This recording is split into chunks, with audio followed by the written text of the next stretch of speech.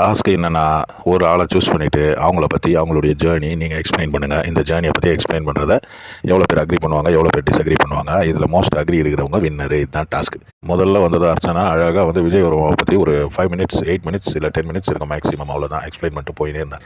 இந்த டாஸ்க்கையே இவ்வளோ ஒரு சுயநலம் பிடிச்ச ஒரு பொண்ணு அப்படின்னா இந்த பூர்ணிமா மாதிரி ஆள் அப்படின்றத அவள் ப்ரூவ் பண்ணது என்னென்னா, நின்று அறுத்து அறுத்து அறுத்து அறுத்து ஒரு 3/4 மணி நேரம் அறுத்தாங்க. அந்த லைவில் நான் பார்த்தேன். அது லைவ் அவங்க எடிட் பண்ண லைவ் தான். அதில் உண்மையிலேயே எவ்வளோ தூரம் இருந்திருக்குன்றதை நீங்கள் யோசிச்சு பாருங்கள். மணி அப்படியே கொட்டாய் விட்டுனுங்கிறான். அவனால் தாங்க முடியல. நல்லா இருந்த மனுஷனுக்கே தூக்கம் வந்துடுச்சு. அதனால் பற்றி அவருடைய ஜேர்னியை பற்றி நீங்கள் புரிஞ்சுக்கினதை எக்ஸ்பிளைன் பண்ணோம். இந்த அம்மா என்ன எக்ஸ்பிளைன் பண்ணுறாங்க, இவங்களுக்கு என்ன நடந்தது அப்படின்னு இவங்க என்ன புரிஞ்சுனுக்கிறாங்களோ அதை தான் எக்ஸ்பிளைன் பண்ணுறாங்க. அங்கேயும் செல்ஃபிஷ்னஸ், சுயநலன்றது, அதாவது அவளை பற்றி தான் எக்ஸ்பிளைன் பண்ணுறாங்களே தவிர விஷ்ணுவை பற்றி இல்லை. விஷ்ணு இப்படி பண்ணார், விஷ்ணு என்ன அப்படி பண்ணார், விஷ்ணு என்ன கசக்கி தூக்கி போட்டார், விஷ்ணு என்ன இப்படி கசக்குனாரு அப்படி கசக்குனாரு, உன்னை கசக்குனது தான் ஊரே பார்த்துச்சு. நீ ஏம்மா இன்னும் இதை பேசினுக்கிற, உன்னை விஷ்ணு கசக்கலைன்றது எங்களுக்கு எல்லாம் தெரியும்.